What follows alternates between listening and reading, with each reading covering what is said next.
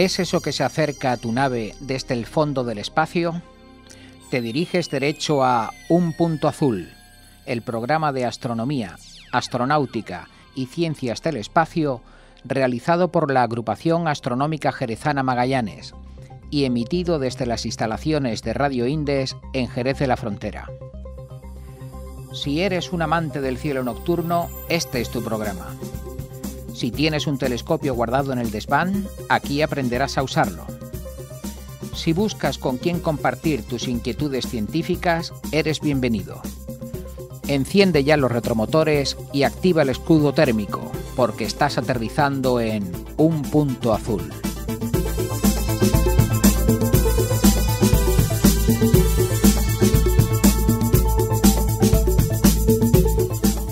Que hoy, 18 de octubre del 2022, seguimos con nuestra temporada 24 y ya nuestro programa 7 u 8, ya he perdido la cuenta, pero creo que el 7. Así que bienvenidos todos y un saludo en primer lugar a nuestro queridísimo Juan Luis Cano desde Frascati, desde Roma, no sé dónde se encontrará. Bienvenido, Juan Luis. Hola Agustín, hola a todos. Sí, estoy en Frascati estos días. Bueno, para los que nos seguís en YouTube, Juan Luis viene con una portada por detrás de la Agencia Espacial Europea, pero bueno, de la foto de a un lado tiene la Tierra y al otro, pues la misión que nos va a hablar hoy seguro, ¿no, Juan Luis? A ver cómo ha ido ya una vez que dimos en el blanco. Eso es. Después de destrozar la nave DART contra Dimorphos, ya ha pasado el tiempo suficiente como para tener una primera aseveración y la NASA hace justamente una semana hizo una rueda de prensa en la cual anunció los primeros resultados y bueno, vamos a hablar de ellos, que son bastante sorprendentes y bastante prometedores. Muy bien. Pues encantado de que estés con nosotros. Juan Luis Cano, como sabéis, trabaja en la Agencia Espacial Europea, en defensa planetaria, en el departamento de NEOS, en comunicación NEOS, y es un placer siempre contar con él. Es ingeniero astronáutico y un gran amigo nuestro porque te queremos muchísimo de que vengas a contarnos esto, y además hoy vas a colaborar con nosotros en una misión que queremos participar este próximo domingo, que es una ocultación, que además eres tú uno de los que nos has enviado la propuesta. Sí, la verdad es que súper interesante. Es un tema en el que se está trabajando últimamente mucho, en soporte en este caso en misión a la misión Lucy, para observar ocultaciones de asteroides e intentar determinar, gracias a ello, la forma de los asteroides que van a ser objetivo de la misión Lucy. Así que, y por fortuna, como veremos dentro de un rato, en esta ocasión el perfil de esta ocultación se puede observar desde Jerez de una manera bastante central, digamos, si el tiempo lo permite. Si el tiempo lo permite. Ahora, Lito, hablaremos también en segundas partes a ver ese tiempo, y sí, tenemos la suerte de estar en un lugar de España. Bueno, hay otros lugares de España en donde también es fácil verlo. Luego lo comentaremos. Bien, bueno, pues estos dos temas interesantes que trataremos con Juan Luis, se nos irá gran parte del programa, pero hoy tenemos pendiente también ya hablar por fin de nuestra salida a la plaza, a dar las noticias de cuando hacemos actividades tan interesantes como la observación de la Luna en la Plaza del Arenal, y sobre todo daros nuevas noticias porque estamos planificando el realizar nuevas actividades de este tipo. Estos serán los temas principales, aunque hemos tenido la suerte también aquí en Jerez hace muy poquito que Jesús Moya, que está hoy aquí también con nosotros, en vez de en el puerto, de contarnos ese petardazo que ha dado el resto de un asteroide. El resto de un asteroide, y que tienes por ahí los datos que José María Madiedo tiene por ahí ya apuntado, y podéis ver por YouTube y por muchos medios.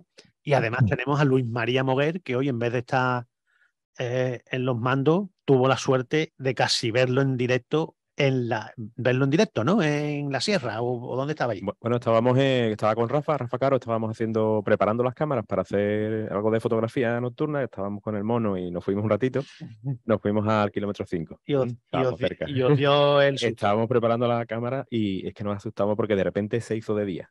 Durante unos segundos era de día y ¿qué ha pasado? ¿Qué pasa? ¿Qué pasa? ¿Qué pasa? Y justo miramos al cielo y vimos cómo terminaba de caer los fragmentos. Pues después nos cuentas esa impresión también, aunque ya has adelantado bastante, muy bien, y con estos temas terminaremos posiblemente el programa.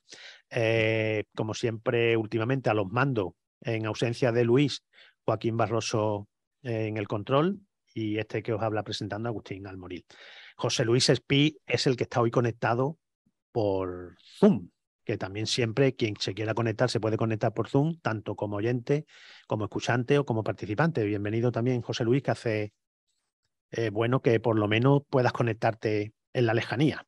Pues sí, cuando no puedo asistir por temas de trabajo, por lo menos me conecto un ratito para estar con vosotros. Además, nos va a venir bien para preguntarte si vamos a poder verlo, porque Juan Luis dice que vamos a poderlo ver en Jerez, pero eso Sí. es un decir, para verlo hay que tener medios también, no es solo mirar y saber mirar, sino también, bueno, ya te preguntaremos a ver si hay alguna posibilidad. Muy bien. Bueno, pues este es nuestro programa de hoy. Un placer, Juan Luis, que vengas a contarnos esa misión DART, no solo el día en el que, bueno, tuvimos la suerte de que coincidiera un martes y que estrelláramos a la nave precisamente contra el asteroide y tú estuvieras aquí contándolo, sino ahora ya que ha pasado el tiempo suficiente y saber, bueno, cuáles son los parámetros del éxito o qué ha pasado. Pues sí, vamos con ello. Gracias otra vez a vosotros siempre por acogerme con tanta amabilidad y yo encantado de venir a hablaros de estos temas. Pues bueno, sí, los escuchantes recordarán que el día 26, bueno, la madrugada del 26 al 27 ocurrió el evento del impacto de la sonda DART contra el secundario, el satélite del asteroide Didymos, que bueno, el año pasado se le dio el nombre de Dimorphos. Y como recordaréis de aquel programa en el que estuvimos, bueno, el día siguiente, de hecho, el día 27 por la tarde, ya estuvimos hablando del éxito que supuso el impacto, ¿no? Y como todos, bueno, mucha gente habíamos estado esa noche a la 1:00 de la madrugada siguiendo la retransmisión en directo de la NASA y cómo se vio perfectamente cómo se estrellaba contra Dimorphos. Lo que se vio también en días sucesivos, bueno, se vio primeramente con las observaciones desde telescopios desde Tierra, que se formó una gran, digamos, el asteroide aumentó de brillo muchísimo, con lo cual se supuso que se había liberado muchísima materia del impacto.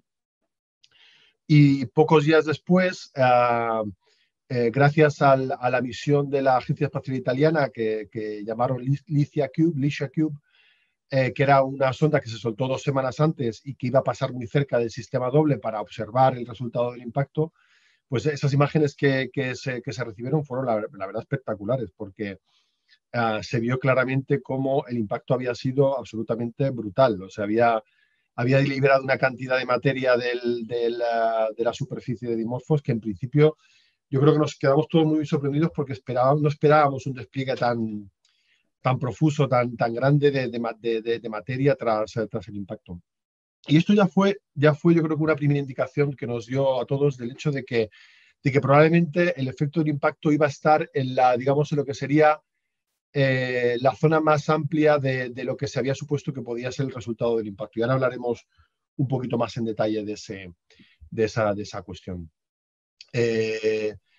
La NASA, en principio, los requisitos de la misión había asumido que la misión se podría considerar un éxito simplemente consiguiendo variar el periodo de rotación de traslación orbital de Dimorphos por tan solo 73 segundos, o sea, un poquito más de 1 minuto. O sea, que eso habría sido considerado ya un éxito de la misión. Sin embargo, las previsiones un poco más realistas esperaban incluso que fuera esa variación fuera de hasta 10 minutos. Eso se esperaba que pudiera ocurrir. Y sin embargo, lo que se ha visto y que la NASA comunicó, de hecho, en una rueda de prensa el martes de la semana pasada, pena que no lo pudiéramos comentar en directo porque fue justo un poquito después del programa de la semana pasada, pues fue el dato sorprendente de que se había conseguido modificar el periodo orbital de Dimorphos alrededor de Didymos en nada más y nada menos que 32 minutos. O sea, algo que casi multiplicaba, bueno, de hecho multiplicaba por 3 esa digamos, apreciación que había habido del resultado aquí, bueno, no más optimista, pero un resultado relativamente optimista. Así que, evidentemente, como primera conclusión, se ha podido ver que efectivamente el impacto de DART fue bastante efectivo y bastante resolutivo. ¿Cómo se consiguió sacar este valor tan rápidamente? La primera ha sido porque efectivamente ha sido un valor muy observable porque era un valor grande de cambio del periodo orbital de Dimorphos respecto a Didymos. Pero sobre todo por las técnicas que se han utilizado, evidentemente. Sabemos que el sistema visto desde la Tierra es un sistema de una binaria eclipsante, entonces Dimorphos al trasladarse alrededor de Didymos, en algunos momentos pasa por delante y eclipsa un poco a Didymos, y cuando pasa por detrás sucede lo contrario. Didymos eclipsa a Dimorphos, y esto, si uno pone suficiente atención en las medidas ópticas y hace la fotometría de manera correcta cuando se observa el sistema binario, pues puede observar que cuando ocurren estos eclipses parciales hay un declive, hay una disminución en la cantidad de luz que reciben los sensores en Tierra, y midiendo simple y llanamente el periodo en el cual se producen esas ocultaciones, pues se mide de manera bastante sencilla cuál es el periodo orbital de Dimorphos alrededor de Didymos. Y no solo eso, además la NASA ha contado con la posibilidad de poder hacer, dado que los dos cuerpos se encontraban a una distancia de la Tierra relativamente asequible, se han podido hacer medidas de radar desde Goldstone, en las cuales se ve muy claramente, con las medidas de radar se puede ver muy claramente los dos objetos.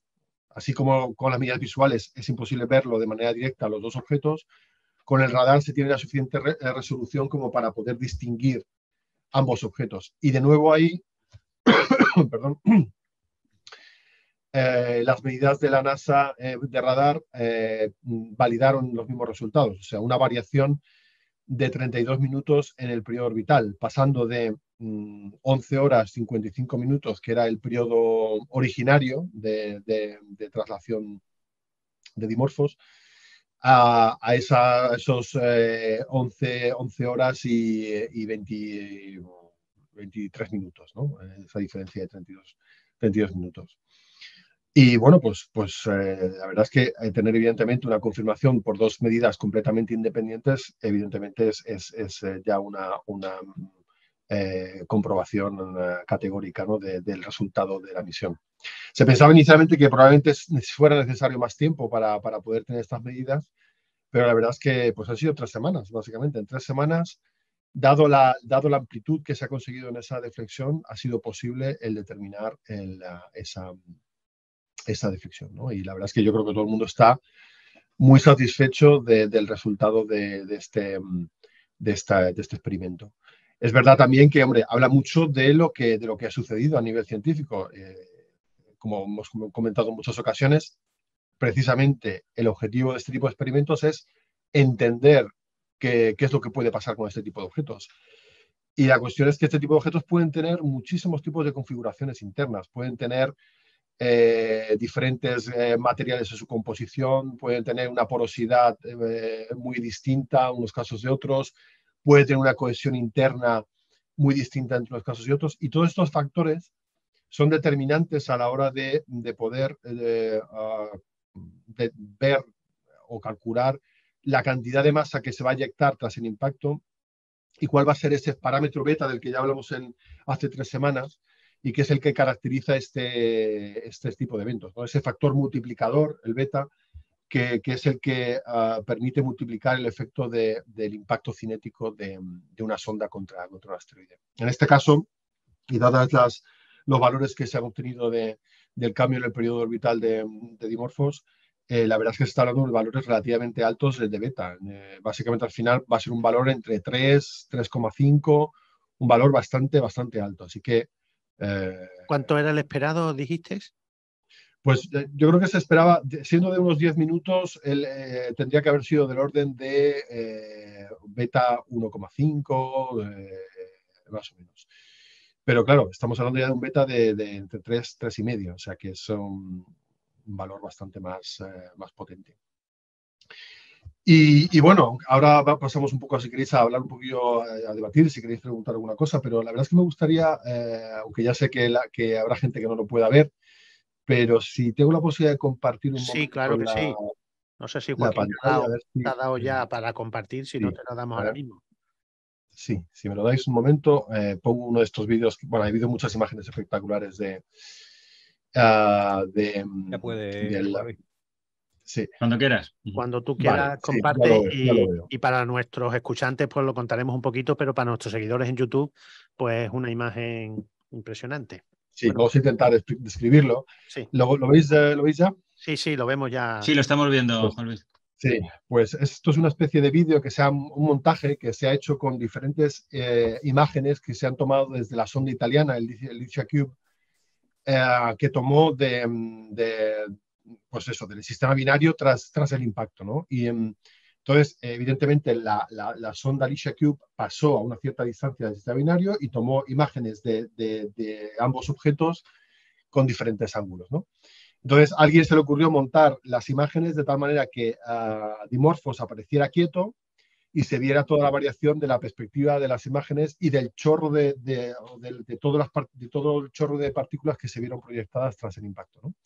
Y estamos viendo aquí esa imagen en la cual se ve como al dejar Dimorphos quieto en las imágenes, pues se ve que Didymos está rotando alrededor de Dimorphos, pero lo más espectacular es ver ese cono de eyección de material irregular, porque evidentemente se ha formado de una manera irregular, pero que es, para mí, desde mi punto de vista, espectacular, en el cual se ve perfectamente ese desarrollo tridimensional del cono de eyección de materia desde Dimorphos, ¿no?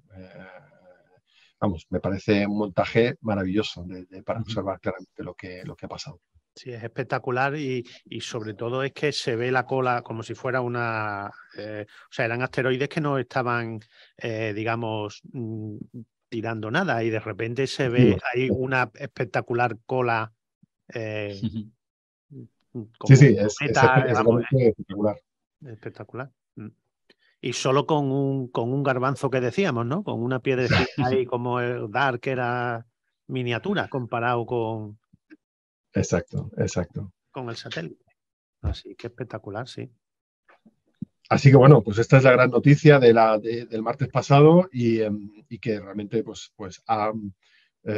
digamos, ha satisfecho a todas las expectativas que teníamos sobre el experimento. Evidentemente, y con esta perspectiva estamos ya ansiosos y tendremos que esperar todavía a que se lance la misión ERA de la ESA en un par de años para ir hasta allí y ver lo que ha quedado de este impacto, ¿no? Lo que ha quedado y cómo ha quedado Dimorphos después de esta... O sea que la misión es aterrizar allí, o sea, ir o fotografiarlo desde fuera o llegar al propio... Sí, la misión se va a lanzar en octubre de 2024, en principio, y va a tardar un par de años en llegar hasta el sistema binario.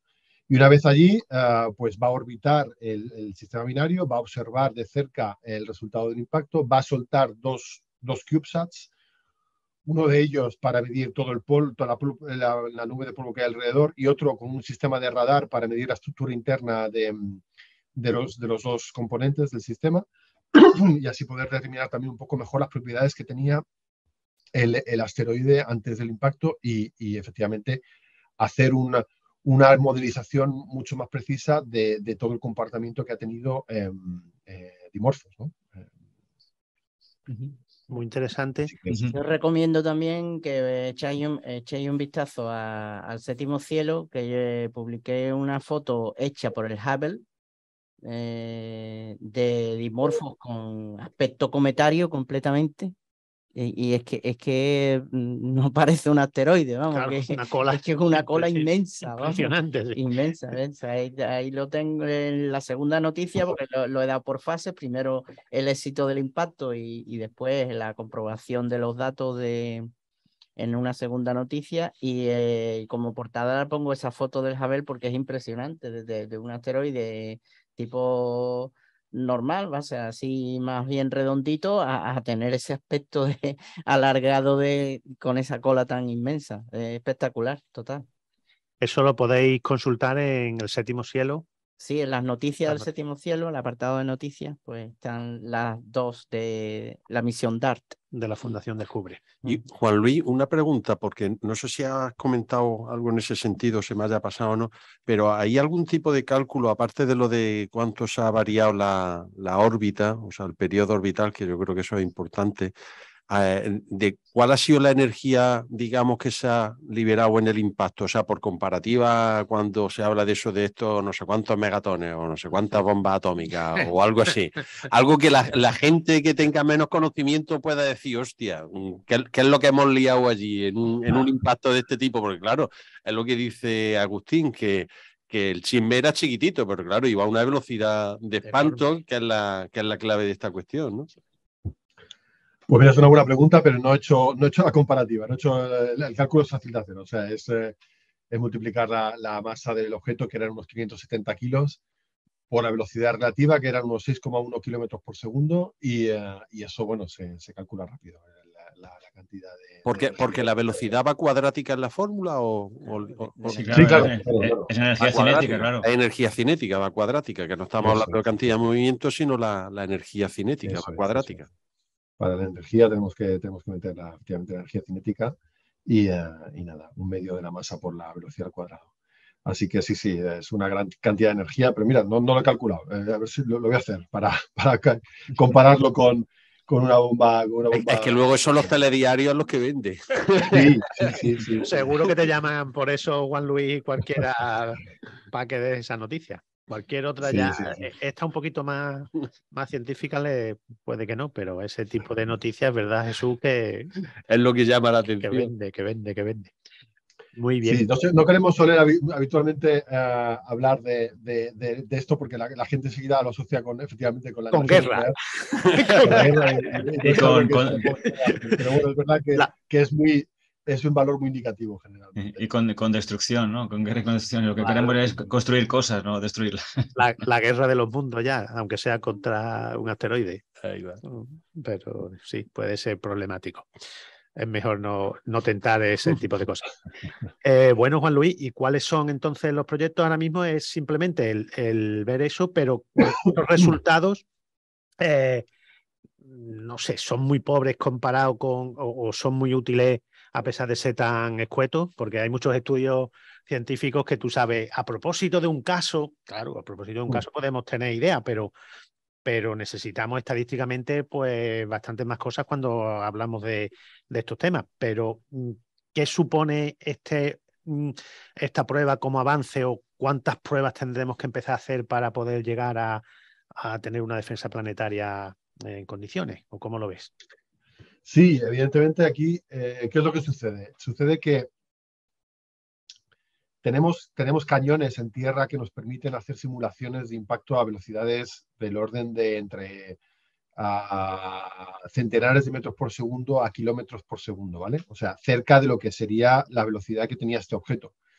Pero claro, nunca hablando de masas tan enormes. O sea, a lo mejor conseguimos que una pequeña balita dispararla a 1 o 2 kilómetros por segundo contra un blanco que tenemos caracterizado, ¿no? Entonces, este tipo de cañones que existen en varios sitios, en España hay algunos, en Alemania hay algunos, en varios países hay este tipo de instalaciones, permiten analizar lo que pasa en un cierto régimen de escala de los materiales, ¿no? No es lo mismo, evidentemente, un objeto de unos gramos impactando contra un material que un objeto de 600 kilos impactando al triple de la velocidad que somos capaces, o al cuádruple de la velocidad que somos capaces de desplegar en este tipo de instalaciones, ¿no? Entonces, cuantas más pruebas hagamos de este tipo, mucho mejor. Evidentemente, esto es una primera aproximación.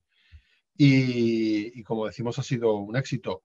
Es verdad que DART solamente nos va a permitir tener una caracterización de todo este evento de una manera limitada, porque no tenemos nada allí de momento presente que nos permita observar cuál ha sido el resultado detallado del impacto, ¿no? Hemos obtenido mucha información, hemos obtenido una información muy relevante que nos permite ya, digamos, acotar algunos valores importantes, como es el beta, como es la cantidad de material que habrá sido eyectado, pero es fundamental para entender el proceso de una manera mucho más completa y cabal el tener la misión ERA, de la que hablaba antes, ¿no? Es una pena que por desgracia, hace unos años, cuando se planteó, cuando todavía ERA no tenía ese nombre, sino que era la misión AIM, los países que digamos, financian a la ESA no se pusieran de acuerdo para financiar esta misión y que hubiéramos estado allí, digamos, de cuerpo presente con la sonda AIM para observar el impacto y el resultado de manera directa, ¿no? Casi in situ. Claro, eso es lo que te iba a proponer yo. Digo, no sé os había ocurrido antes el enviar al observador y después, en vez de enviarlo después.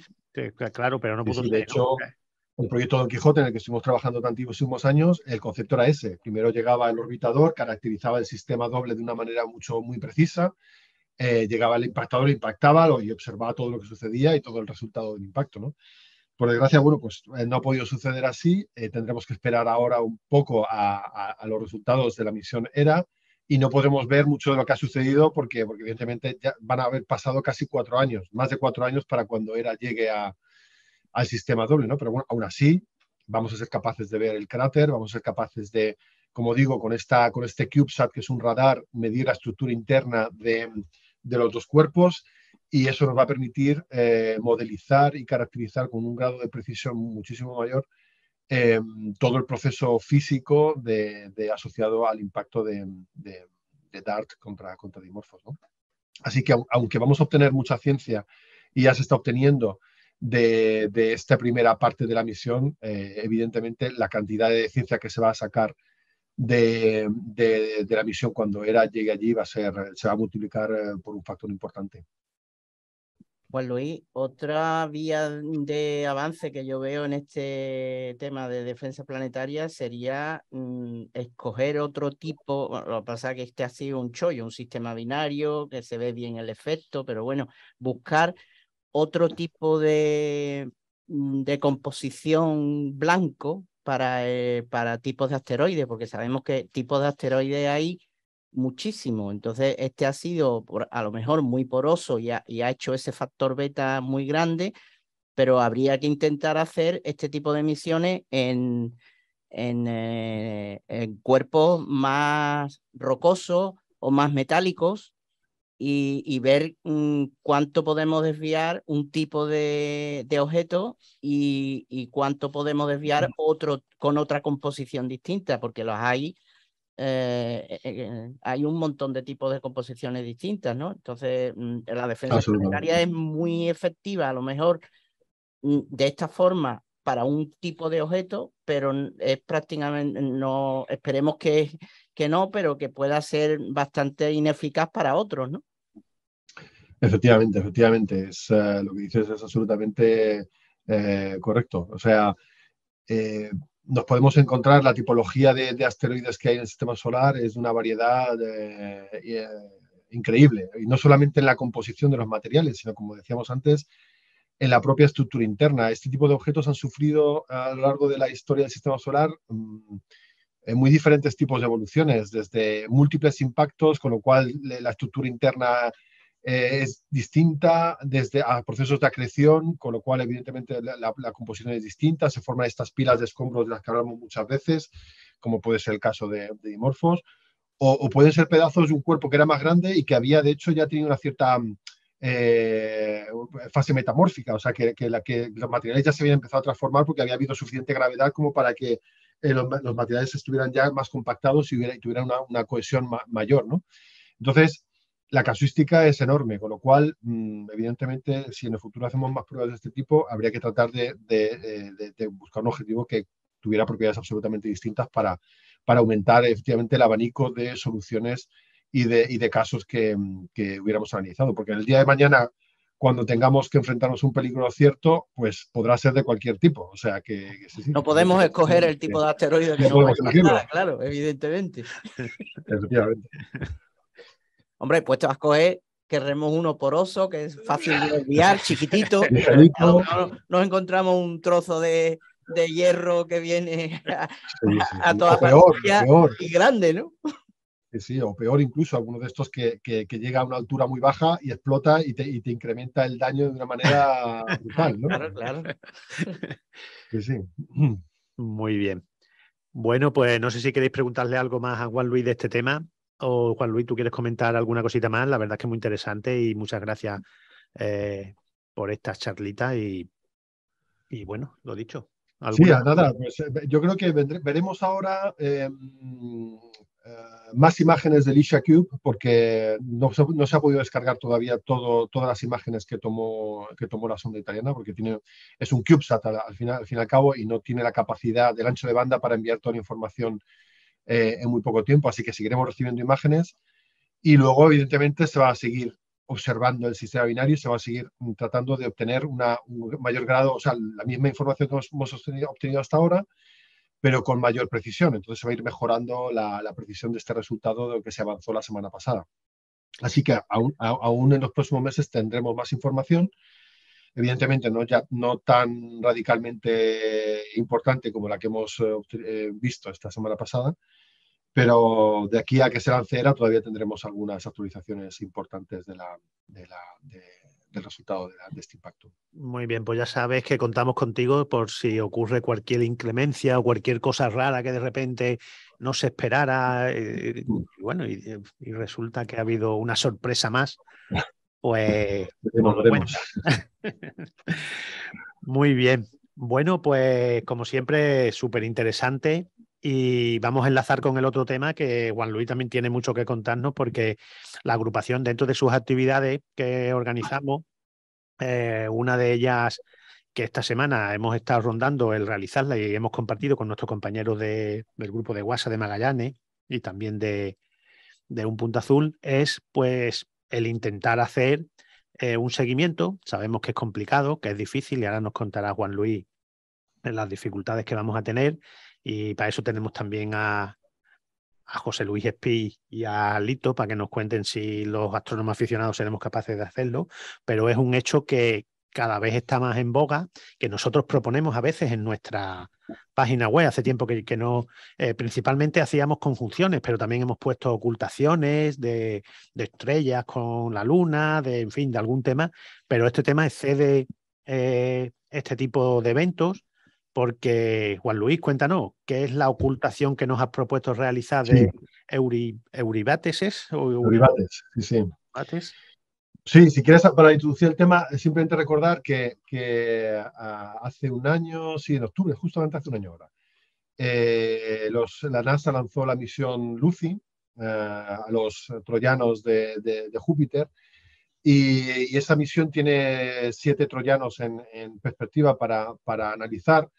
Entonces, desde varios grupos de investigación se ha promovido actividades para intentar medir o observar de cualquier tipo de forma posible los asteroides que son objetivo de la misión, ¿vale? De hecho, bueno, pues hay varios y hay un plan. Hay un plan de observar ocultaciones de estos estelares por parte de estos asteroides con el fin de medir su forma. Básicamente, ahora hablaremos un poco de cómo se hace esto.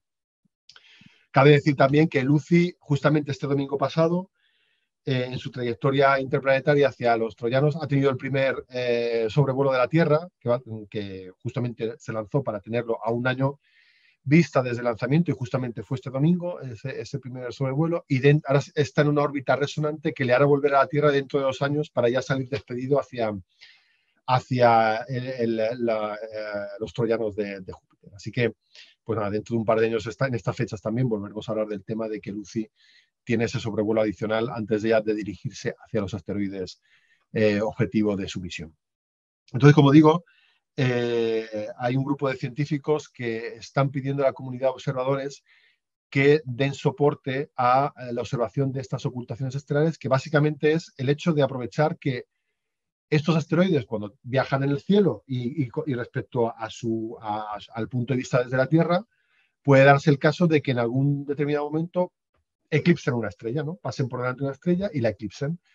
Entonces, si uno coloca una serie de telescopios en lo que sería el camino que sigue el asteroide proyectado sobre la Tierra, lo que llamamos el ground track, ¿no? El camino que sigue por la Tierra, pues seríamos capaces de observar que llegado un momento estamos observando la estrella y por unos décimas de segundo desaparece y vuelve a aparecer.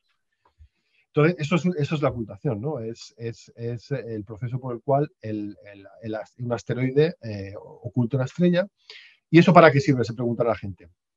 Pues bueno, si uno es capaz de colocar una serie de telescopios perpendicular a la línea que sigue el asteroide sobre la Tierra y midiendo esa diferencia de tiempo entre la ocultación de la estrella y volver a observarla, es posible determinar la forma del asteroide. No solo eso, sino que además, y ya se ha comprobado, este marzo ocurrió con uno de los asteroides objetivo de la misión, si se da la casualidad, puede darse la casualidad de que sea observable un binario, o sea que si tienen un satélite que se pueda observar también. Y se dio, como digo, ese caso este marzo pasado con uno de los objetivos de la misión Lucy. En este caso, y si me permitís, voy a compartir otro momento la pantalla, da la casualidad de que Eurybates sigue la ocultación de la estrella que va a ocultar, pues sigue una traza que, para los que puedan verlo después, es una traza que viene desde el Atlántico, desde el frente de la costa de Mauritania, sube por la costa de África, justo por la zona marítima, pasa por las Canarias y cuando llega a la península ibérica, que va en un sentido, digamos, desde el suroeste hacia el noreste, pasa casi por su línea central, por la provincia de Cádiz, Jerez de la Frontera, Córdoba, Madrid, y ya se dirige hacia Francia y hacia el norte de Europa, ¿no? Entonces, esto significa que si uno coloca telescopios a la altura de Jerez y separados hasta unos 30, 40 kilómetros en perpendicular a la línea que sigue la traza, sería capaz de observar esa ocultación y, por tanto, determinar con la cantidad de tiempo que se oculta esa estrella cuál es la forma que tiene el asteroide, evidentemente juntando las medidas desde varios observatorios. Qué bonito. Así que esta es un poco digamos, la idea y bueno, pues la verdad es que cuando lo vi y vi que iba a pasar por Jerez, pensé inmediatamente en vosotros y digo, bueno, hay que lanzar el guante aquí como sea para involucrar, porque en fin, es una información científica de mucho valor para la misión, ¿no? Sí, lo hemos cogido, lo único es, bueno, la magnitud para poder ver este evento de la estrella y del evento, para poderlo ver con nuestros telescopios o con qué telescopio de nuestros compañeros. Entonces ahí no sé si José Luis y Jolito tienen algo que comentar, dada que la magnitud, bueno, pues no es como para verlo a simple vista ni con unos prismáticos. Bueno, el tema está en que la estrella que es una estrella de Gemini, es la estrella HD 51593 de Gemini, es una estrella que tiene magnitud 8 y pico, o sea que es accesible con un telescopio de los nuestros de aficionado.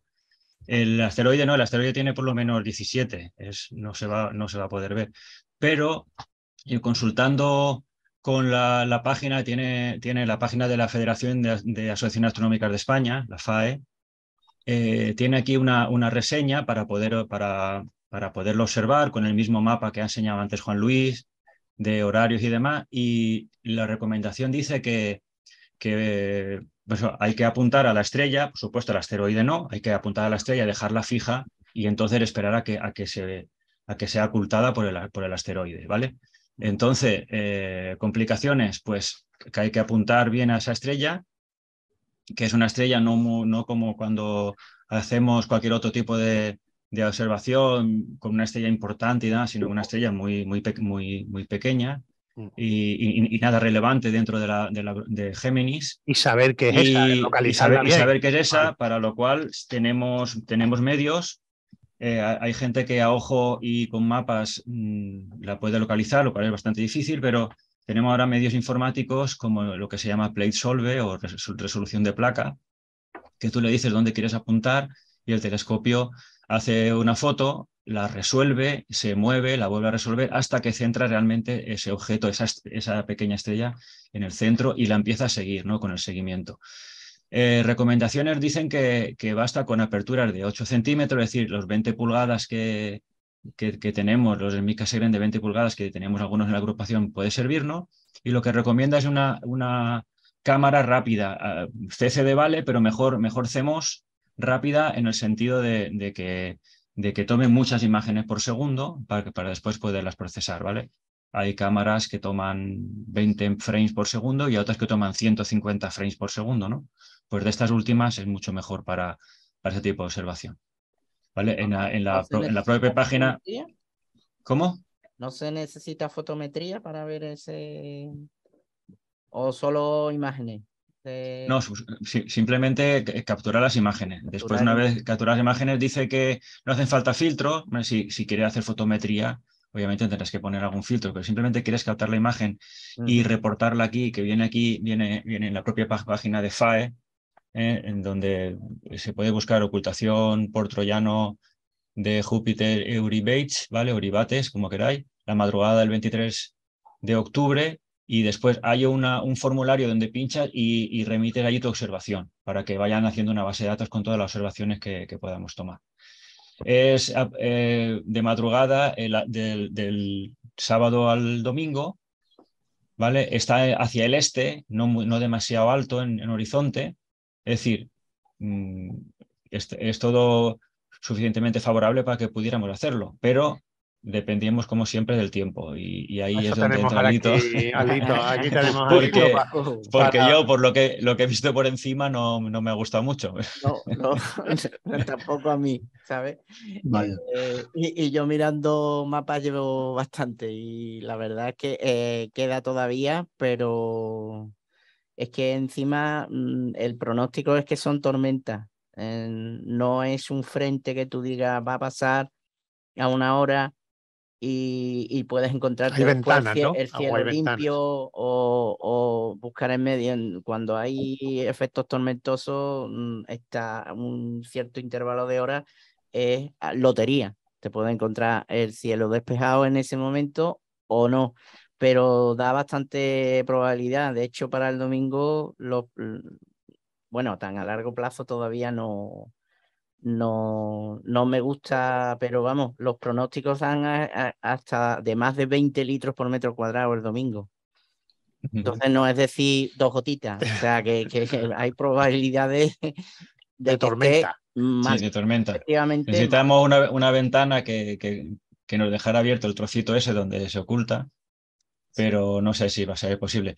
Por cierto, aquí en la página eso nos quita la losa, que decimos que cuando el tiempo se estropea es porque Magallanes organiza esto. Esto no lo ha organizado Magallanes. Nos han pedido que ayudamos. Así que toda la culpa no dice, es nuestra, en la página de FAE dice que se puede contactar con Javier Peralta y probablemente antes del día D haya una sesión de entrenamiento.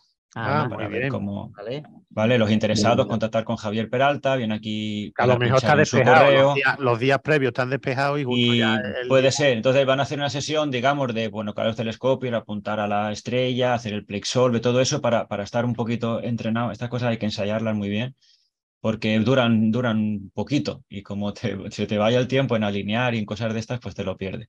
Entonces hay una sesión de entrenamiento, posiblemente dice que por Sevilla, la zona de Sevilla, para días previos al día D, que sabéis que es la noche del sábado al domingo. Muy bien. Bueno, pues muy interesante. Muchas gracias, Juan Luis, por también acompañarnos en este tema, por proponerlo, aunque también la FAE ya lo tenía en su cartera y que nosotros naturalmente nos apuntamos. El tema es a ver si lo podemos realizar y si tenemos éxito, porque como dice José Luis, estas cosas hay que tener práctica y varios días de entrenamiento para poder terminarlo bien. Pero bueno, es un tema muy interesante y además es una de las cosas que hacemos las agrupaciones astronómicas, que es colaborar con los profesionales, las actividades PROAM, y que con muy poquito o con mucha gente aportando muchos poquitos, la verdad es que son muy importantes, como ha comentado antes. Eso es. Ujú. Sí, sí. Así que, bueno, tenemos la actividad en marcha y vamos a cambiar de tema porque dentro de nuestras actividades hemos tenido que vamos a charlar un poquito porque están aquí, bueno, casi todos los que estuvimos, gran parte, falta Rafa, falta algunas de las personas que montaron telescopio, pero ¿qué tal lo pasasteis el día de la luna? Lo pasamos bien, ¿no? Sí, muy bien. En el prepartido, durante el partido y en el postpartido. Y en el postpartido. Bueno, hay que comentar. Como los partidos de rugby tenemos 3 tiempos. Hay que comentar a nuestros escuchantes que, bueno, como sabéis, la NASA de manera anual organiza, bueno, un Día Internacional de la Luna, que creo que no es siempre el mismo día, sino hay un periodo.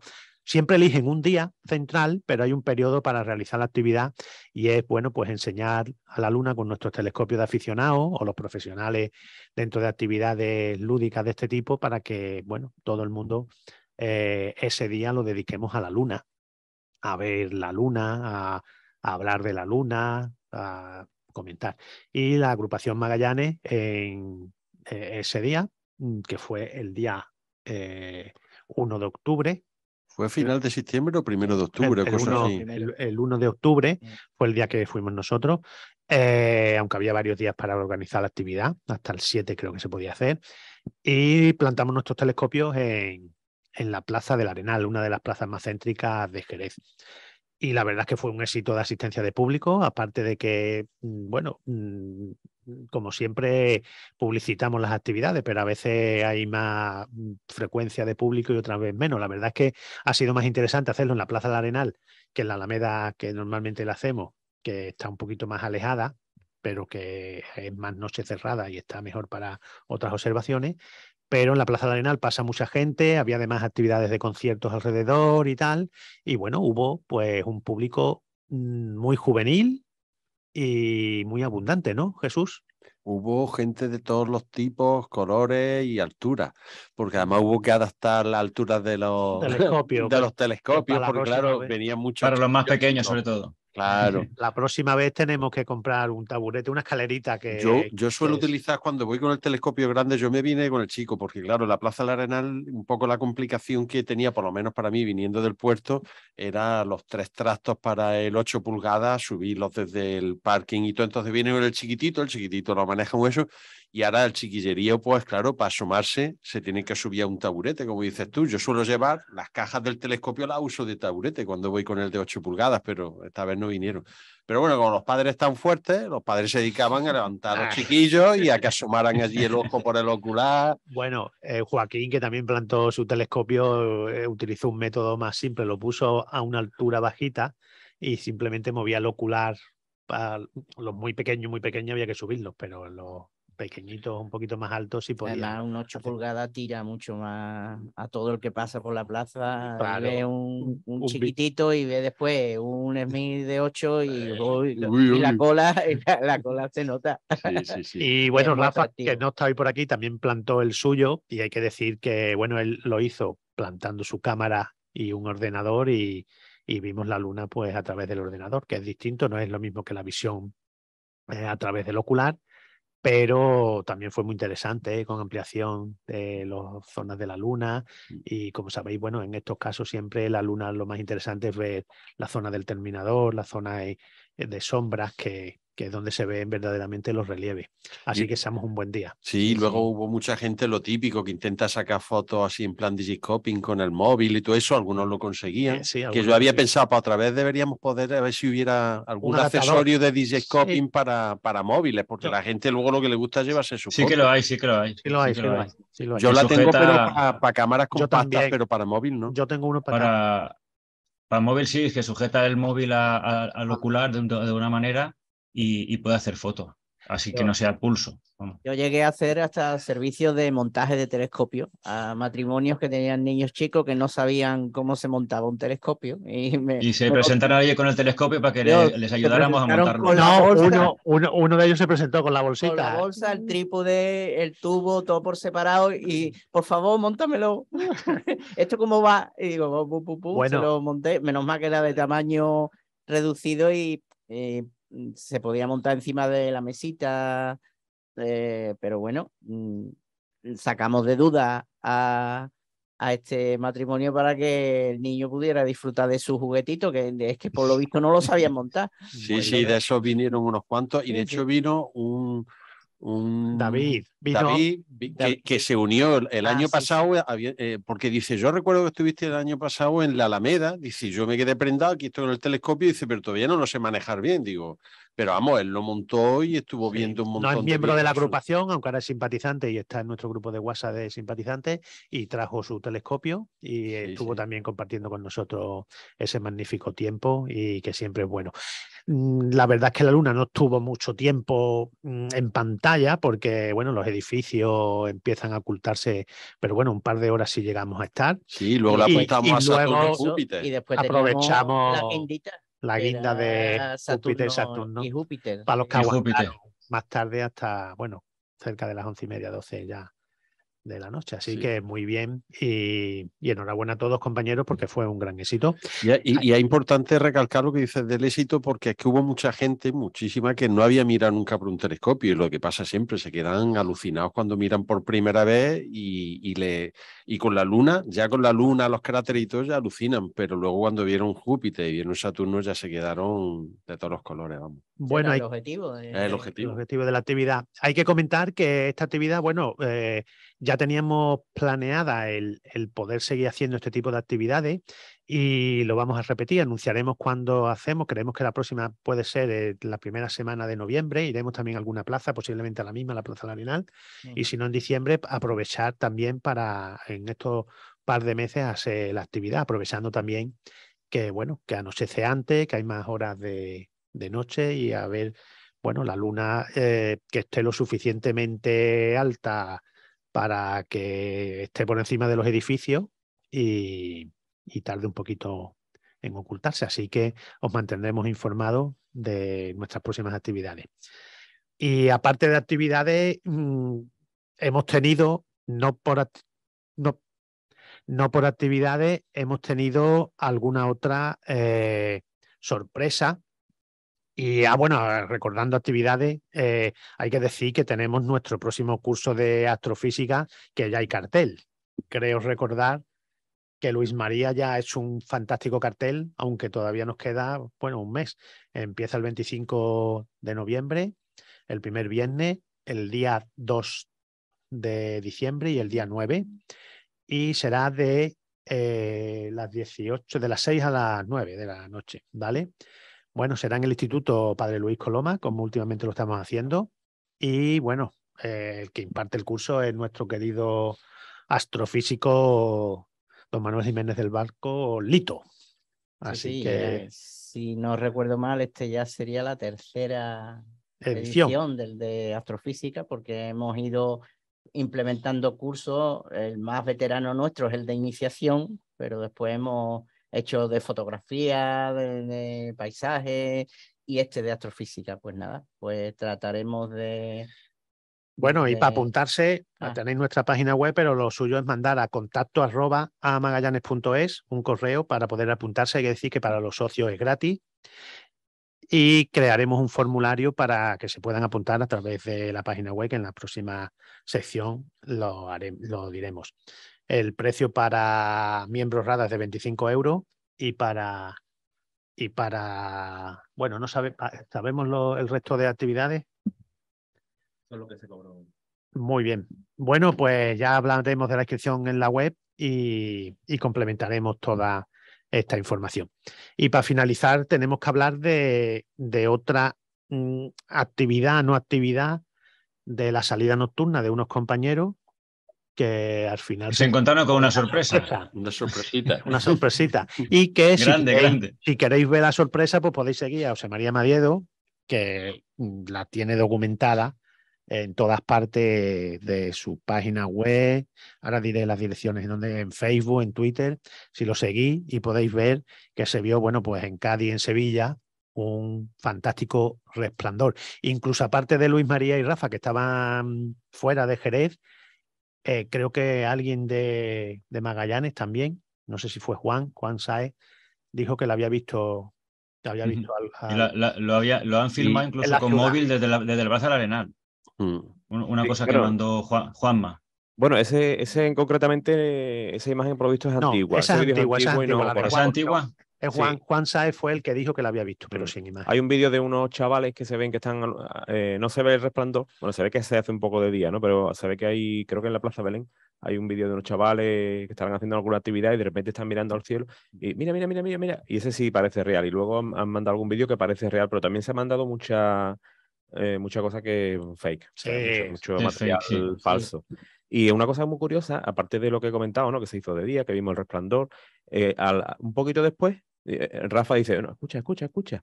Y creemos, ¿vale? Creemos, porque se escuchó, creemos que escuchamos el sonido que emitió, que era como una especie de...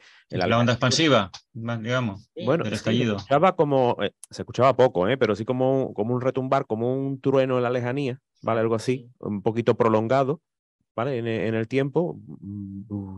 Y Rafa comentó que prácticamente seguro era el sonido de... Sí. Sí, el sonido es Sí, de lejano, es muy grave y bajito, Exacto. tipo trueno. Entonces, si coincidió y era alargado, tiene todas las papeletas. Tiene toda la pinta, sí.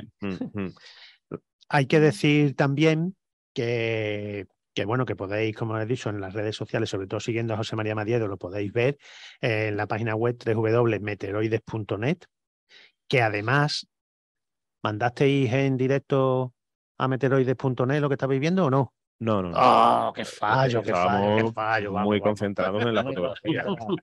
No, después el informe de José María. Después del primer impacto y esto, ¿a qué se le ocurre mandar? Bueno, pues José María siempre agradece que quien lo haya visto de manera visual, pues que haga un comentario bien online o bien cuando pueda. Que hemos recibido de Canarias, de la revista Meteorito, la propuesta de ir a buscar. Efectivamente, porque además dicen que ha caído entre Sanlúcar y Jerez. Sí, porque en la vertical terminó la trayectoria en la vertical de la base naval de Rota. Sí. Y pudo haber llegado los restos, porque era de tamaño suficiente para que hubiera restos, y cayeran entre el área de entre Sanlúcar y Jerez. Sí. Así que hay campañas para buscar restos. Sí, yo lo he visto publicado por ahí en algún lado también, y lo mismo que encuentre algo, que para la ciencia y tal y cual, y que va a hacer se lo encuentre se lo queda, dicen. Claro, sí, eso me pasa, por ahí dicen que para la ciencia, pero la gente luego es muy pirata. Hombre, yo se lo encuentro y me lo quedo. Pero claro, a saber cuántos restos, y además eso hay que saberlo buscar. A mí lo que me han dicho esta mañana también el instituto, que lo ha leído alguien en el periódico, que ya no sabe uno si son exageraciones o no, porque claro, ya da mucho paulo, pero lo primero que pensé yo, como estalló justo encima de la base de Rota, en la vertical, según pone Badiedo, yo pensé... 17 kilómetros de altura. Claro, yo dije lo del escudo antimisiles que está ahí radicado en Rota, a saber si se activaría, y por lo visto ha salido en prensa que sí, que lo detectaron y se pusieron en alerta, porque claro, el espectáculo... Puede ser y luego otras dos curiosidades, desde el puerto... esta mañana me ha dicho una compañera, dice, ¿fue sobre las 9 menos cuarto? Digo, sí. Dice, pues yo pensé que era un petardo o algo, vi una luminosidad enorme y yo pensé que era un petardo, pero mi hermana desde Despeñaperro en Jaén, que estaban allí en la terracita, nos lo puso, dice, oye, hay un resplandor y tal y cual, y lo curioso, por lo que lo comento esto, es que fue a la misma hora y yo le dije, pues va a ser el que acabáis de ver vosotros aquí. Total que cuando busqué lo de Madiedo, porque claro, ya la trayectoria que me decía no correspondía con lo que se había visto aquí. Y es que la página de Madiedo dice que el mismo día hubo otro por la zona de La Mancha, pero fue a otra hora. O sea, que el que vio mi hermana fue pues fue a las 9 menos cuarto cuando avisó. No pudo ser otro. O sea, que incluso desde Peñaperros lo vieron. Sí, según los tuits de Madiedo, estos que tienen con inteligencia artificial, tan curiosos, Pone que el principio del destello del bólido fue a 90 y tantos kilómetros de altura y terminó a 17, o sea que a 90 y tantos kilómetros de altura Se ve. da para ver toda Andalucía prácticamente. Claro. Algunos sitios bastante bajos, evidentemente, que no caigan, pero sí, con la suficiente altura va a verse muchísimo. Bueno, pues para terminar este tema, decir que hemos estado comentando antes que efectivamente piden ayuda para colaborar. Podéis acceder a Twitter, a Red de Investigación Bólidos, y ahí pues podéis, si deseáis ayudar a recuperar estos meteoritos entre Sanlúcar y Jerez, pues que no contactéis. saquear, no saquear. Contactéis Ayudar a encontrar. con el profesor y coordinador José Trigo, ¿no? Así que, bueno, pues no tenéis más que buscarlos y veniros para Jerez. Bueno, pues nada más. Muchas gracias a todos. Muchas gracias, Juan Luis, por estar con nosotros. Gracias a vosotros. Bueno, y dejamos a Belino que nos despida.